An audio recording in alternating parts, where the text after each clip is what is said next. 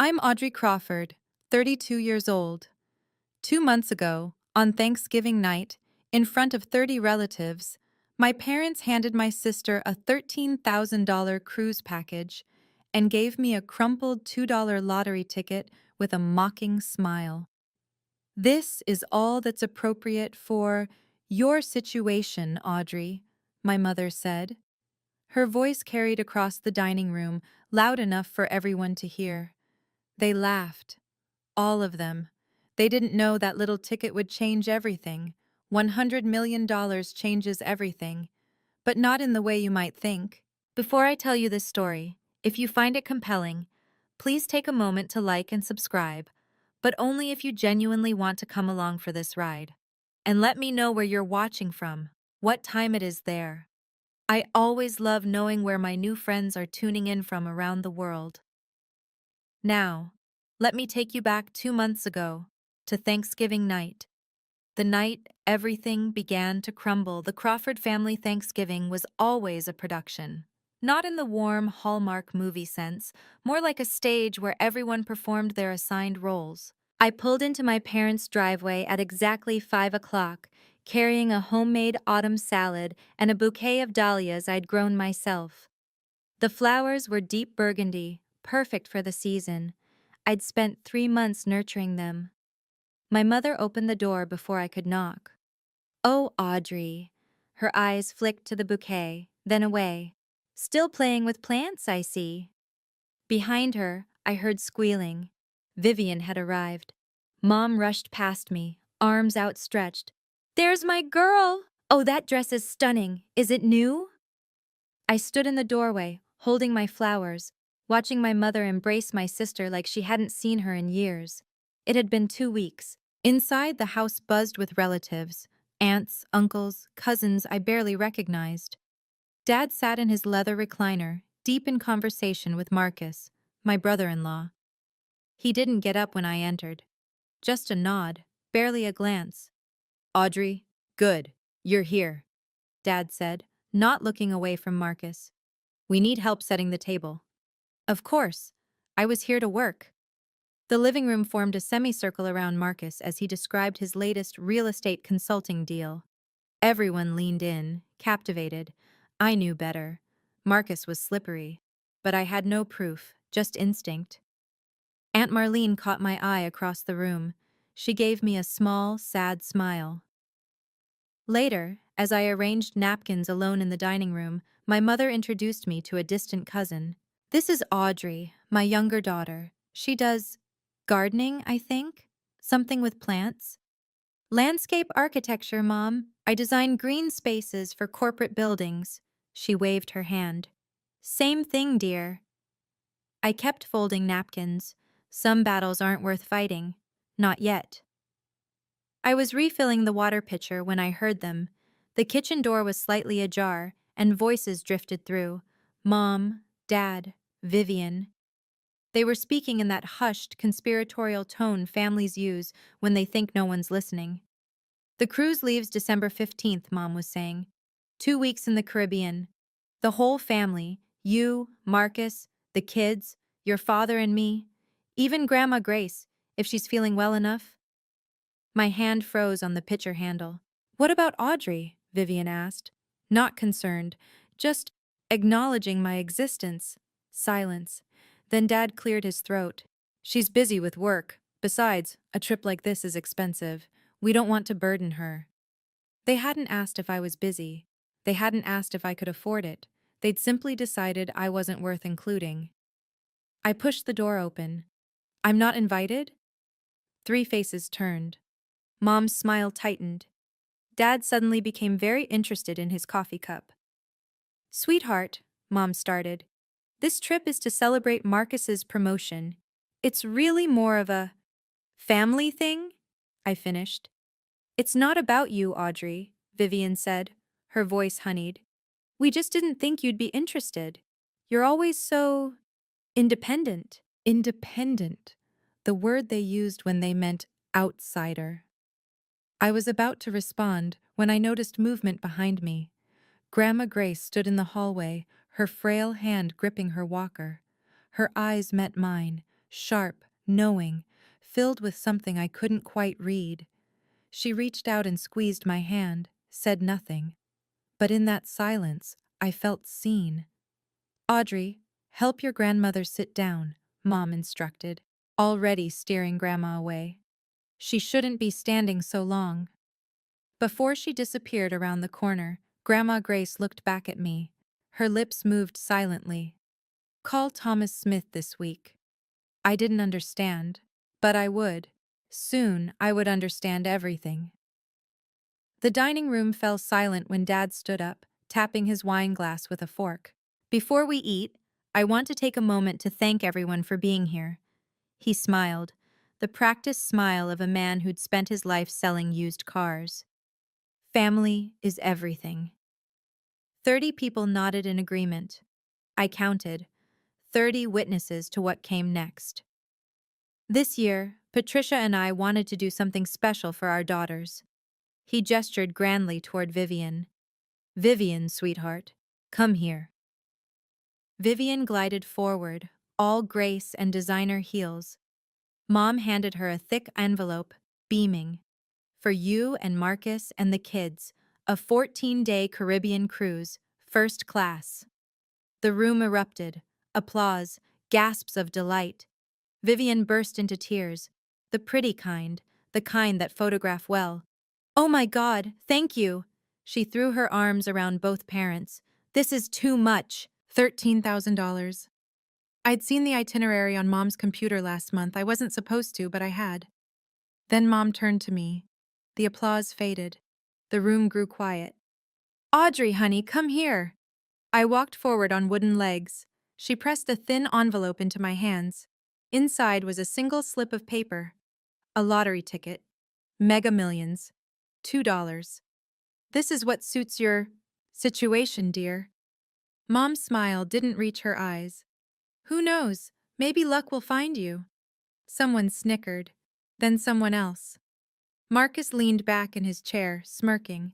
Luck's a long shot when you don't have brains to back it up. Laughter rippled through the room. Vivian covered her mouth, giggling. Oh, that's so cute, Mom. Maybe she'll win $5. I stared at the ticket in my hand. My face burned, but somewhere deeper something shifted. Cracked. Broke free. I smiled. Thank you, Mom. I'm sure this will be exactly what I deserve. No one noticed the edge in my voice, but I did. The laughter was still echoing when a voice cut through. Gerald, Patricia, this is not right. Everyone turned. Grandma Grace stood at the edge of the room, her small frame trembling with the effort of standing without her walker. Her voice was thin, but it carried. You cannot treat Audrey this way. Not in front of everyone. Not ever. The silence that followed was different from before, heavier, uncomfortable. No one had expected the family matriarch to speak. Dad's jaw tightened. Mother, please. I am not finished. But Mom was already moving, her heels clicking against the hardwood. She wrapped an arm around Grandma Grace with practiced efficiency. You're tired, Mom. Let me take you to lie down. Patricia, I'm not. The doctor said you need rest. Come on. I watched, helpless, as my mother guided my grandmother toward the guest room. Grandma Grace looked back at me over her shoulder. Our eyes met. She nodded. Once, deliberately. Then her gaze shifted, just slightly, toward her old leather handbag sitting on the armchair by the window, the one she always carried, the one no one was ever allowed to touch. The door closed behind them. The room exhaled. Conversations resumed. The moment passed like it had never happened. But I saw Aunt Marlene watching me from across the room. Her face was pale. She looked like she wanted to say something, then thought better of it. I excused myself to the bathroom, locked the door, stared at my reflection. The lottery ticket was still crumpled in my fist. $2. That's what they thought I was worth. But Grandma had said something. Thomas Smith. A lawyer. Why would my grandmother, who had no lawsuits, no legal troubles, want me to call a lawyer? I didn't know yet. But something told me I was about to find out. It was nearly midnight when I started cleaning up, alone, as usual. Most guests had left. Vivian and Marcus had retreated to the living room to plan their cruise wardrobe. My parents were seeing off the last relatives. I was gathering dishes from Dad's study when I saw them. Papers, scattered across his desk like he'd left in a hurry, bills with red overdue stamps, a letter from a collection agency, and beneath it all, a document that made my blood run cold.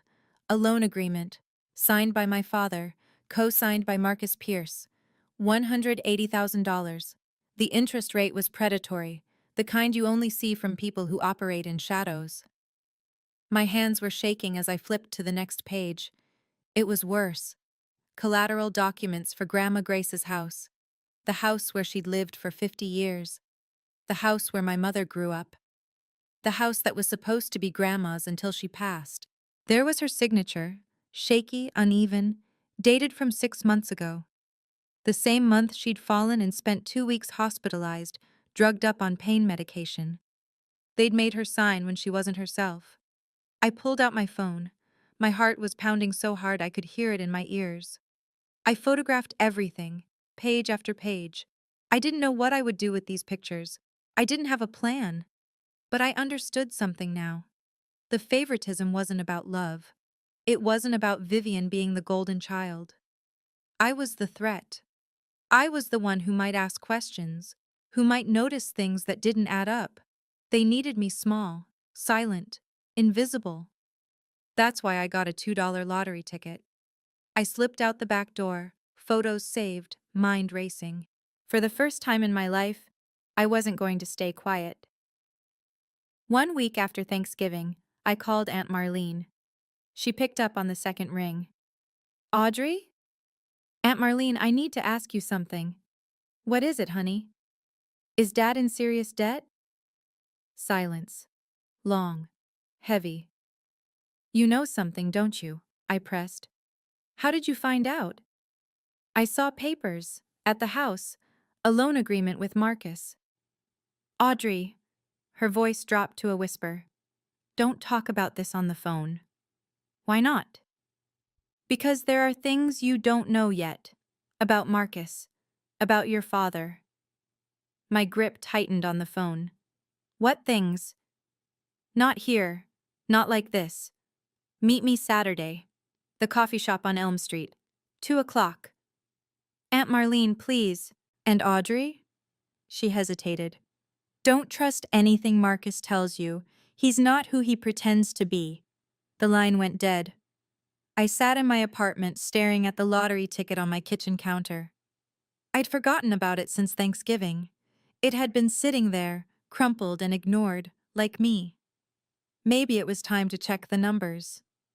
I pulled up the Mega Millions app, entered the numbers, watched the little loading wheel spin. The first number matched. My heart skipped. The second number matched. I stopped breathing. Third, fourth, fifth, all 6. I refreshed the app. Same result. I went to the official website. Same numbers. Same result.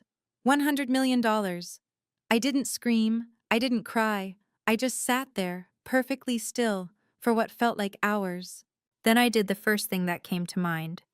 I Googled, lottery winner, what to do first. And then I remembered Grandma Grace's words. Thomas Smith. It was time to make that call. I didn't tell anyone. Not a single soul. For 3 days, I walked through my life like a ghost wearing human skin. I went to work, answered emails, smiled at clients, all while carrying a secret worth 9 figures in my pocket. Every time my phone buzzed with a message from Mom or Vivian, I felt nothing. The number in my bank account, once it cleared, would be larger than anything they could imagine. But that wasn't what consumed me. It was the power. Not over them, over myself. For 32 years, I'd been the invisible one, the afterthought, the gardener. Now I had options they couldn't take away. I didn't call my parents, I didn't call Vivian, I didn't post on social media or buy a sports car or do any of the things lottery winners are supposed to do. Instead, I called Thomas Smith. Miss Crawford? His voice was warm but professional. Your grandmother said you might reach out. She told me to call you.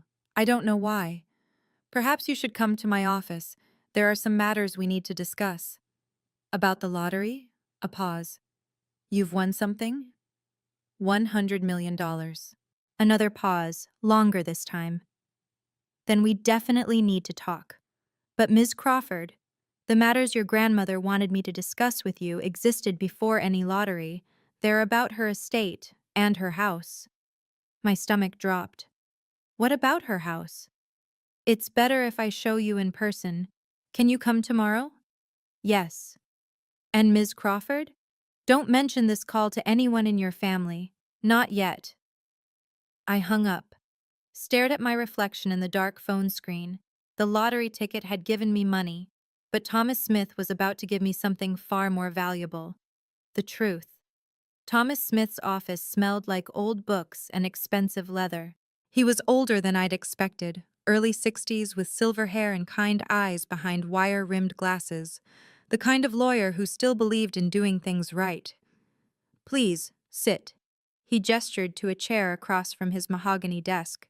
I sat. What did my grandmother want you to tell me? He slid a folder across the desk.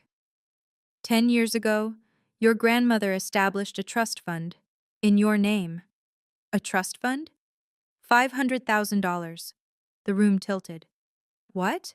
I never knew. She wanted it that way. She was afraid. Afraid of what? Thomas's expression softened. Afraid your mother would find a way to take it from you. I opened the folder with trembling hands. Legal documents, bank statements, all of it real. There's more, he said gently. The house, your grandmother's house. I saw the papers. My father cashed it in. He nodded. The deed was signed 6 months ago, the day after your grandmother was hospitalized. She was on heavy pain medication, barely coherent. I felt sick. That's fraud. Potentially. The signature is shaky. The timeline is suspicious. But proving coercion is difficult without witnesses. She didn't know what she was signing? I don't believe she did. He leaned forward. Ms. Crawford, your father owes Marcus Pierce $180,000. The house was collateral. If he defaults, Marcus gets the property. The pieces clicked into place. The favoritism, the exclusion, the $2 lottery ticket. I was never meant to find out. What can I do? What can? With your resources now, you have options. We can challenge the deed. We can pay off the debt and remove the lien. We can protect your grandmother. I looked at the trust fund documents. $500,000 from Grandma Grace. $100 million from a crumpled lottery ticket. Let's protect her. Okay, let me pause here for just a moment. I know what you're thinking. Audrey, what are you going to do? Are you going to get revenge? But this isn't a revenge story. This is a story about truth. If you want to find out what happens next, let me know in the comments. Have you ever been treated unfairly by your own family? Hit that like button if you're on my side. Now, let me tell you what Aunt Marlene revealed. The coffee shop was nearly empty when Aunt Marlene arrived. She looked different than at Thanksgiving. Older somehow. Tired. She slid into the booth across from me, clutching her purse like a lifeline. Thank you for meeting me, I said. I should have said something years ago. Her voice was barely above a whisper. But Patricia, you know how she is. Tell me about Marcus. Marlene's hands trembled as she reached for her coffee. He's not a consultant. Not really. He lends money to desperate people with interest rates that would make a loan shark blush. I suspected something. There's more. She pulled out her phone, scrolling through her gallery. 2 months ago, at your parents' anniversary party, Marcus left his phone unlocked on the counter. I wasn't snooping.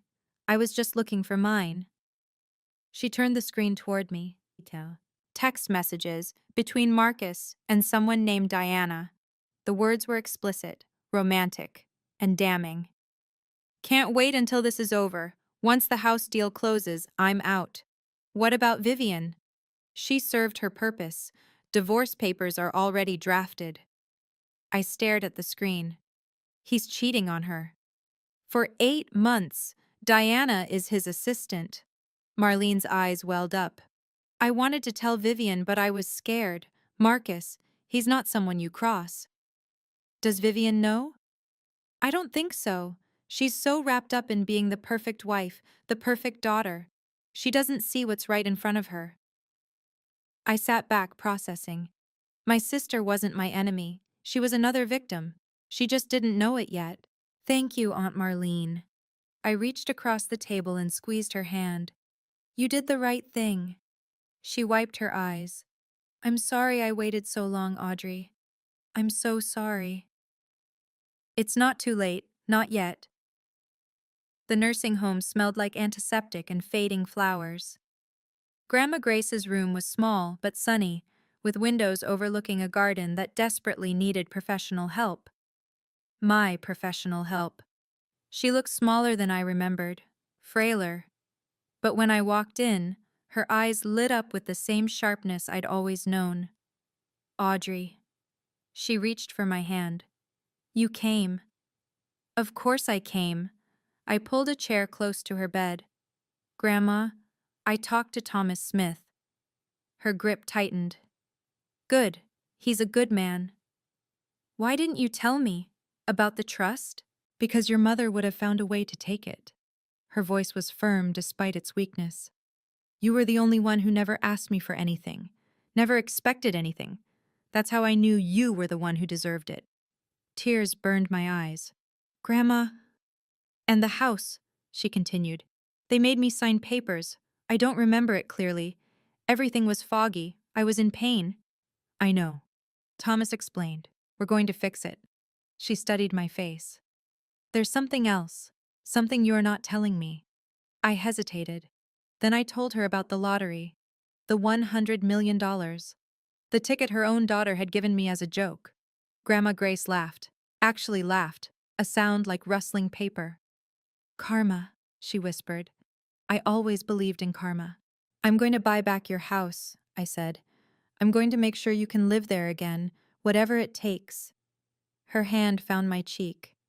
I don't need you to take revenge on anyone, Audrey. I just need you to be free, to protect what matters. I will. Promise me something. Anything. Don't become like them.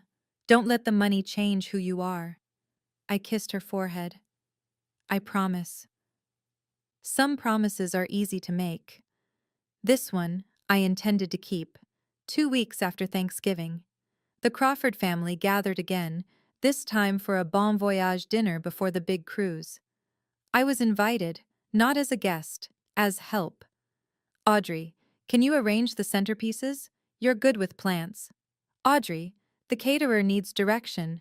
Handle that? Audrey, make sure Grandma Grace's nurse knows we'll be gone for 2 weeks. I did it all with a smile. Played my part. The quiet, dutiful daughter they expected. No one knew about the lawyers working overtime on my behalf. No one knew about the LLC I'd formed to claim my winnings anonymously. No one knew that in 3 weeks, I'd be worth more than everyone in this room combined. The dinner was a parade of self-congratulation. Marcus held court, describing the cruise activities, snorkeling in Barbados, fine dining at the captain's table, spa treatments for Vivian. Too bad you couldn't join us, Audrey, Vivian said, not sounding sorry at all.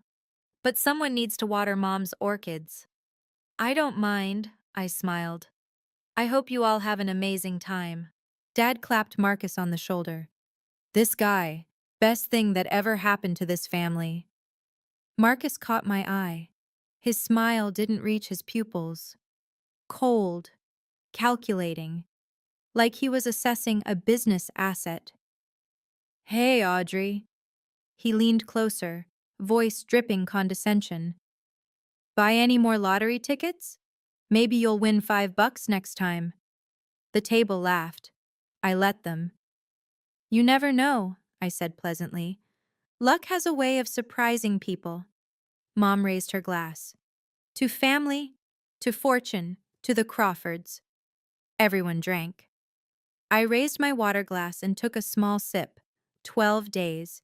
In 12 days, They would be in the middle of the Caribbean, and I would be ready. The morning they left for the cruise, I stayed home. "You're not coming to see us off?" Mom had asked the night before, her voice carrying that familiar note of accusation disguised as disappointment. "I have a client meeting. Big project," she'd sniffed. "Always work with you." Always work, as if I had any other choice, as if they'd ever offered me anything else. I spent departure day in Thomas Smith's office, finalizing the paperwork for my LLC. The money would clear within the week, after taxes, roughly $62 million, more than enough for what I had planned. I was reviewing documents when my phone buzzed. "Vivian." "Audrey, something's wrong with Dad's credit card. It got declined at the port. Can you transfer $500? I'll pay you back." I stared at the message. The irony was almost too perfect. The first time in my entire life that Vivian had asked me for money. I knew why the card was declined. The debt was catching up. Marcus wasn't covering it like he'd promised. The house of cards was starting to wobble. I typed back, "I don't have $500 to spare right now. Ask Marcus. He's the financial consultant." 3 dots appeared. Disappeared. Appeared again. Never mind, we figured it out. I didn't ask how. I didn't care. What mattered was that they were on that ship now. All of them. Mom, Dad, Vivian, Marcus. Trapped in the middle of the ocean for the next 2 weeks. I turned back to Thomas. "How soon can we file the challenge on the house deed?" "Monday, once you're ready to make your move." I looked out his window at the city below. Somewhere out there, a cruise ship was sailing toward the Caribbean, and I was preparing my own kind of voyage. Day 3 of the cruise. I posted a single Instagram story. Just me, standing in front of Grandma Grace's house. The house that was supposedly no longer hers. The caption was simple: "Home renovation project starting soon." I knew Dad would see it. He checked social media obsessively. It was his only way of knowing what his daughters were really up to. The same day, the local news ran a story. Mega Millions jackpot claimed. Winner remains anonymous. The ticket had been purchased at a convenience store 3 miles from the Crawford family home. I didn't plant that detail. The universe just has a sense of humor sometimes. Aunt Marlene, bless her heart, mentioned it in the family group chat. "Did anyone hear about the lottery winner? Someone from our area won $100 million. They bought the ticket at that little Quick Mart on Henderson Avenue. The one where Mom had bought my $2 ticket." The chat exploded. Cousins speculating. Uncle Barry making jokes about retirement. Then, a private message from Mom. "Audrey, that lottery ticket I gave you for Thanksgiving, you still have it, right?" I waited an hour before responding. Let her sweat. "Yes, Mom. I still have it. Why?" "Just curious. No reason." That emoji. She never used emojis unless she was nervous. An hour later, my phone started buzzing. One call, then another, then another. Mom, Dad, Vivian, Marcus. I let them all go to voicemail. By evening, I had 43 missed calls. By midnight, 79. The messages ranged from casual, "Hey, sweetie, just checking in," to frantic, "Audrey, please call us back, this is urgent." I turned my phone face down on the nightstand. Tomorrow I would call them, but on my terms, and with an audience. 79 missed calls. I counted them twice to make sure. The voicemails were a masterclass in emotional manipulation. "Mom, attempt 1. Audrey, honey, it's Mom. Just wanted to hear your voice. Call me when you get a chance." "Mom, attempt 7. Audrey, this is important. Please call back." "Mom, attempt 15. I don't know why you're ignoring us. This isn't like you." "Dad, attempt 3. Audrey, it's your father. We need to talk. Family business." "Vivian, attempt 5. Audrey, seriously, what's going on? Mom is freaking out." And then Marcus, his voice smooth as ever. "Audrey, I think we should discuss some investment opportunities. Family helping family, you know. Give me a call." I sat in my new apartment, a rental I'd secured the week before. Nothing fancy, just mine, and listened to every single message. Let their desperation wash over me like waves. They weren't worried about me. They were worried about the money. I texted Thomas Smith, "Is everything in place?" His reply, "Ready when you are." I opened the family group chat and typed a single message. "I'll video call tonight at 8 p.m. EST. Everyone needs to be present. There's something important I need to share." Within seconds, confirmations flooded in. Mom, "Of course, sweetie, we'll all be there." Dad, "Looking forward to it, kiddo." Vivian, "Can't wait." Marcus sent a thumbs up emoji. They thought they'd won. They thought I was going to announce my lottery winnings and then, what? Hand them a check? Ask for their guidance? They had no idea what was coming. I spent the rest of the afternoon preparing, organizing documents, rehearsing what I would say. This wasn't revenge. This was truth. And the truth, as they say, shall set you free. At exactly 8 o'clock, I clicked join call.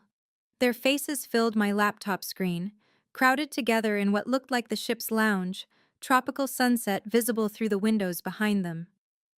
"Audrey," Mom's voice was sugary sweet. "There's our girl. We miss you so much, honey." "We really wish you were here with us," Dad added. The sincerity was almost convincing. Vivian waved from behind them. "Hi, sis. You look good. Have you been doing something different with your hair?" They'd never once commented on my hair. Marcus sat slightly apart, arms crossed, watching me with that calculating gaze. "Audrey, good to see you." "Thank you all for making time," I said calmly. "I know you're busy enjoying your vacation." "Family comes first," Mom declared. "Always." Interesting choice of words. "So," Dad leaned forward, "we heard some interesting news. Something about a lottery ticket?" I didn't flinch. "Yes, I won." The silence was deafening, then everyone spoke at once. "Oh my God! That's incredible! How much?" "Audrey, congratulations!" I let them exhaust themselves. When the chatter died down, I spoke again. $100 million. Mom's hand flew to her chest. Dad's mouth opened and closed like a fish. Vivian looked like she might faint. Marcus recovered first. "Audrey, that's life-changing money. You're going to need help managing that. Investments, tax strategies, asset protection." "I have a lawyer," I interrupted. "Sure, but a family member who understands finance." "Marcus," my voice was steady, "before we talk about money, there are some things this family needs to know."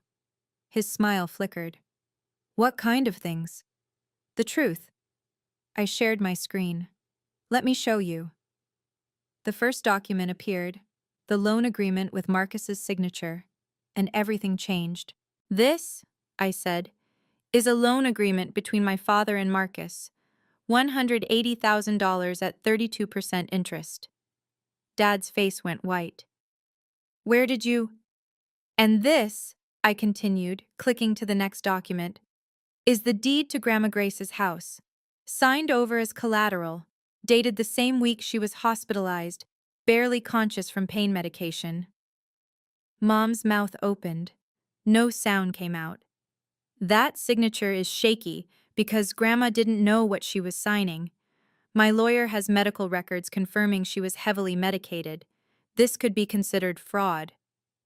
"Audrey, this is family business," Dad started. "I'm not finished." I clicked again. This time screenshots filled the screen. Text messages between Marcus and Diana, explicit, unmistakable. These are messages between Marcus and his assistant Diana. They've been seeing each other for 8 months. Vivian's face crumpled. "What?" "Once the house deal closes, I'm out," I read aloud. "She served her purpose. Divorce papers are already drafted." "That's not—" Marcus stood up, his chair scraping against the floor. "Those are fabricated. She's lying." "Am I?" I looked directly at my sister. "Vivian, ask him. Look at his face and ask him." Vivian turned to Marcus. Her voice was barely a whisper. "Marcus?" He didn't answer. He grabbed his phone and walked out of frame. Mom started crying. Dad just sat there, stunned. "Here's what's going to happen," I said quietly. "I'm using my money to pay off the loan and clear the lien on Grandma's house. The deed will be transferred back to her, legally protected. None of you will have any claim to it." "Audrey," Dad pleaded, "we're family. Family doesn't steal from 90-year-old women." I kept my voice level. "And I'm not done." "Okay. I know a lot of you are screaming, 'Yes,' at your screens right now. But hold on. The story isn't over yet. If you've ever dreamed of saying the things I just said to your own family, smash that like button. And if you want to know what happened to Marcus next, oh, karma wasn't finished with him, keep watching. Because what happened after that call? Even I didn't see it coming. I ended the call before anyone could respond. The last thing I saw was chaos. Vivian crying, Mom shouting something I couldn't hear, Dad sitting motionless with his head in his hands. Marcus was nowhere to be seen. My apartment was silent. Just me and the fading sunset through the window. I'd imagined this moment for weeks. I thought I'd feel triumph, victory, vindication. Instead, I felt hollow, tired, like I'd just run a marathon I hadn't trained for. My phone exploded within seconds. Calls, texts, voicemails. I turned it to silent and set it face down. Then a knock at my door. I tensed. No one knew I'd moved. Through the peephole, I saw Aunt Marlene. She looked as exhausted as I felt. "How did you find me?" "Thomas Smith gave me the address. I hope you don't mind." I let her in. She took one look at my face and pulled me into a hug. "You did good, honey. You did what none of us had the courage to do." "Did I?" My voice cracked. "I just destroyed my entire family on a video call." "No." She pulled back, holding my shoulders. "They destroyed themselves years ago. You just turned on the lights." My phone buzzed. A text from Vivian. "I didn't know about Marcus. I swear I didn't know. I'm so sorry about everything. I need time to think, but I'm sorry." I read it twice, 3 times. "What do you think?" Marlene asked. "I don't know." I set the phone down. "I don't know if she's sincere. I don't know if anything will change." "You don't have to decide tonight." She was right. For the first time in 32 years, I had time. I had options. I had freedom. 2 weeks later, Thomas Smith called me with good news. "It's done," he said. "The deed challenge went through faster than expected. With the medical records and the witness testimony from your Aunt Marlene, the bank agreed to void the original transfer." I let out a breath I didn't know I'd been holding. "So the house is still technically owned by the bank. Your father defaulted on the loan payments when Marcus stopped co-signing. But here's where your money comes in." I'd already made my decision. "Pay it off, whatever it costs. It'll be approximately $215,000, principal plus interest, plus legal fees to transfer the deed cleanly to your grandmother's name. Do it." The money was nothing. A rounding error compared to what I had now. But what it represented, that was everything. "There's one more thing," Thomas said carefully. "I've drafted a protection clause. Once the house is in your grandmother's name, no member of the Crawford family, that includes your parents, can claim any rights to the property. Not during her lifetime and not after. And after she passes? It goes to you, per her original wishes, before any of this happened." I thought about that crumpled lottery ticket, the mocking smile on my mother's face. $2 to get rid of the inconvenient daughter. "One more clause," I said. "I want it in writing that my grandmother can live there for the rest of her life, with full-time care if needed, completely paid for." "Already included." I smiled for the first time in weeks. "Thomas, thank you." "Thank your grandmother," he said. "She chose you for a reason." I hung up and immediately called the nursing home. "I'm coming to pick up Grace Mitchell. It's time to take her home." Marcus tried to control the narrative. Of course he did. "The screenshots were photoshopped," he told anyone who would listen. "Audrey is mentally unstable. She's jealous of Vivian's success. She's trying to tear this family apart." It might have worked once, before social media, before Diana. Diana was apparently not pleased about being abandoned mid-scandal. 3 days after the video call, she went nuclear. Instagram, Facebook, Twitter, every platform. Photos of them together, restaurant receipts, hotel bookings, intimate messages that made the ones I'd shared look tame, and her own video statement, mascara streaked and furious. Marcus Pierce is a liar and a fraud, she declared to her 300 followers, a number that multiplied by thousands within hours. He told me he loved me. He told me he was leaving his wife, and now he's trying to pretend I don't exist. Vivian filed for divorce before the cruise ship docked. But Diana wasn't the only one with grievances. Within a week, two of Marcus's business associates came forward to the state attorney general's office with complaints about predatory lending practices. The interest rates he'd been charging weren't just unethical, they were illegal in 3 states. I didn't lift a finger. I didn't have to. The dominoes fell on their own. Dad declared bankruptcy the following month. The car repair shop he'd owned for 30 years? Gone. Liquidated to pay debts that had been accumulating long before I found those papers. I felt nothing, not satisfaction, not pity, just a strange, peaceful emptiness. Karma, Grandma Grace said when I told her, sitting in her own living room for the first time in a year. I told you I believed in karma. She squeezed my hand. I squeezed back. Some things don't need words. My mother called me 3 weeks after the video call. I almost didn't answer, but something made me press the green button. Audrey. Her voice was hoarse, like she'd been crying for days. Audrey, you've ruined us. No hello, no how are you, straight to the accusation. I didn't ruin anything, Mom. I told the truth. The truth? She laughed bitterly. Everyone knows now. Everyone. The neighbors. The church. My book club. I've been going to that book club for 18 years, and now they won't even return my calls. I'm sorry that's happening. Are you? Are you really? Her voice cracked. You had everything. $100 million. You could have helped us. You could have saved your father's business. You could have... I could have covered up fraud? I kept my voice steady. I could have pretended Marcus wasn't a cheating predator. I could have let you keep Grandma's house. We're your family. So is Grandma. Silence. Mom, I said quietly, I'm not blocking your number. If you ever want to have a real conversation, one where you acknowledge what you did, not just what you lost, I'll be here. But I won't listen to you blame me for consequences you created. You're so cold. When did you become so cold? I learned from the best. She hung up. It was the last time we spoke for 6 months. Dad never called at all. I heard through Aunt Marlene that they'd moved into a small apartment across town. He was working as a mechanic for someone else's shop now. Mom had taken a job at a grocery store. I didn't gloat. I didn't feel vindicated. I just kept living my life. Because that was always the point. Not to punish them, but to finally live free. The letter arrived 3 months after the cruise. Not an email, not a text. A handwritten letter, 2 pages long, on pale blue stationery.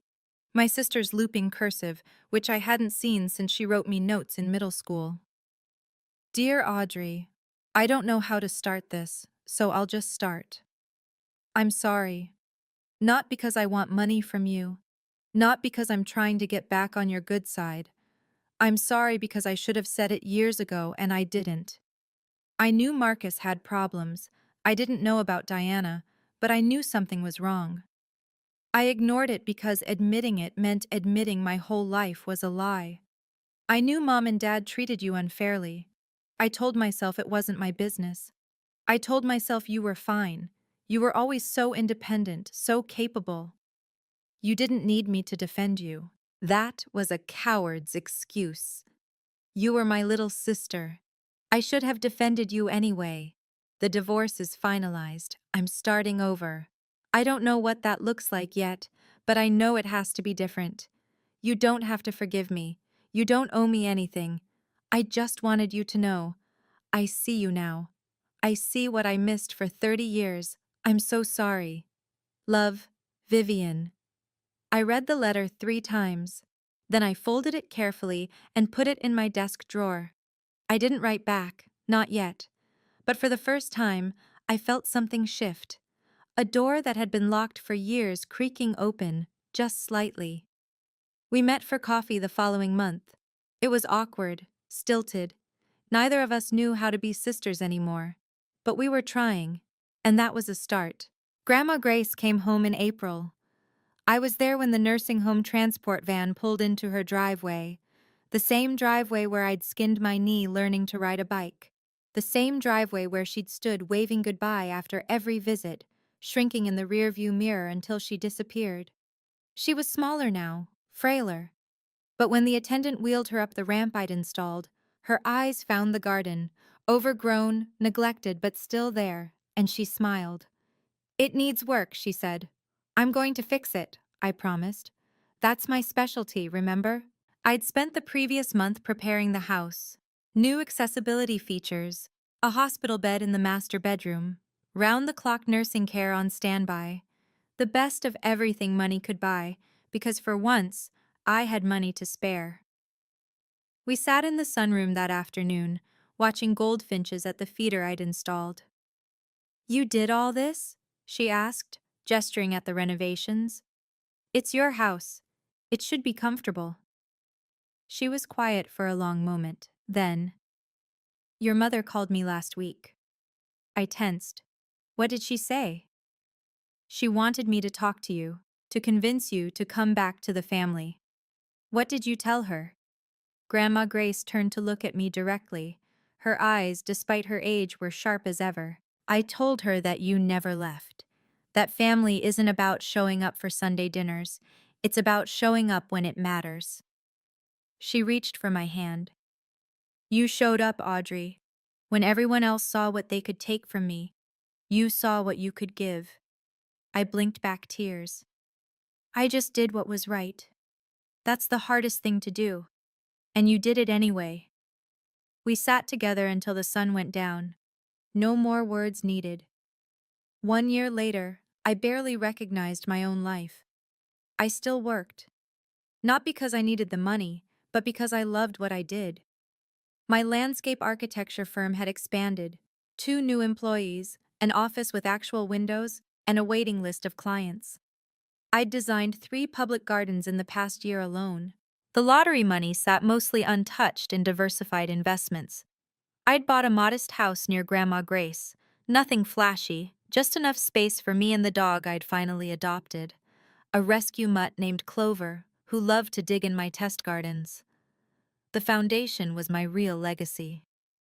The Grace Mitchell Foundation awarded scholarships to young women pursuing careers in the arts: painting, music, design, anything creative. Women from families who didn't understand them. Women who'd been told their dreams weren't practical, their talents weren't valuable, their voices didn't matter. Each acceptance letter I read felt like a small act of defiance. Take that, universe. Take that. Every parent who ever said, "But how will you make money?" I visited Grandma Grace every day. Some days she was sharp, full of stories about the past. Other days she was tired, and we just sat together in comfortable silence, watching her garden grow. "Your tulips are coming up," I told her one afternoon. "You planted those," she reminded me. "They're still yours." She smiled. "Everything good I have is because I shared it with people who appreciated it. Remember that." I would. I was living proof of it. The money didn't make me happy. It gave me options, freedom from other people's expectations, room to breathe. Happiness came from somewhere else entirely, from work that mattered, from relationships built on truth, from the simple act of being exactly who I was. People ask me about my family sometimes, where they are, if we've reconciled. The honest answer is complicated. My parents live in a small apartment across town. Dad works as a mechanic. Mom works at a grocery store. They're stable but struggling. Not destitute, but nothing like the life they once imagined for themselves. We communicate occasionally. Dad sends a text on my birthday. Hope you're well. Love, Dad. I respond, thank you. Hope you're well too. That's the extent of it. Mom has never apologized. She's called a few times, usually wanting to complain about her circumstances or hint that she could use some help. I listen politely, then change the subject. Sometimes she hangs up in frustration. Sometimes we manage a few minutes of civil conversation before the resentment creeps back in. I'm not ready to let them back in. Maybe I never will be. That's okay. Forgiveness isn't something you owe to people who hurt you. It's something you give yourself, when and if you're ready. Vivian is different. We've had coffee together 6 times now, lunch twice. We text occasionally, not every day, but enough. She's rebuilding her life, new apartment, new job, new therapist helping her understand how she ended up with someone like Marcus. We're not close. Not yet, maybe not ever, but we're trying. I didn't realize how messed up our family was until I got out, she told me last month. I thought that was normal. I thought I was lucky. We both believed what we had to believe to survive. She nodded. Didn't cry for once. Progress. As for Marcus, I don't know where he is and I don't care. Some people don't deserve space in your thoughts. I've made my peace. I'm moving forward. That's enough. People always ask me the same question. Did $100 million change your life? The answer surprises them. No, not really. What changed my life was a moment. A single crystallizing moment when I realized that I had spent 32 years waiting for people to see my value. And they never would. Not because I wasn't valuable, but because they weren't looking. The lottery ticket was a gift. Not because of what it was worth, but because of what it revealed. The people who should have loved me only cared when they thought I had something they wanted. That revelation was worth more than any jackpot. If you're watching this and you're in a family that doesn't see you, I want you to know something. You don't need $100 million to free yourself. You don't need luck. You don't need permission. You need one decision: to stop letting other people define your worth. Set your boundaries. Walk away from tables where you're only invited to serve. Build your own table if you have to. The money gave me options, but the power was always mine. I just didn't know it until someone handed me a $2 lottery ticket with a smirk and thought they'd put me in my place. They put me in my place, all right. Just not the one they expected. I'm Audrey Crawford, 33 years old, landscape architect, dog mom, granddaughter, philanthropist, and most importantly, I'm a woman who finally chose herself. That's the real jackpot. Thanks for listening to my story. If you've been through something similar, drop your story in the comments. I read every single one. Like and subscribe if this resonated with you. And check the description for more stories like this one.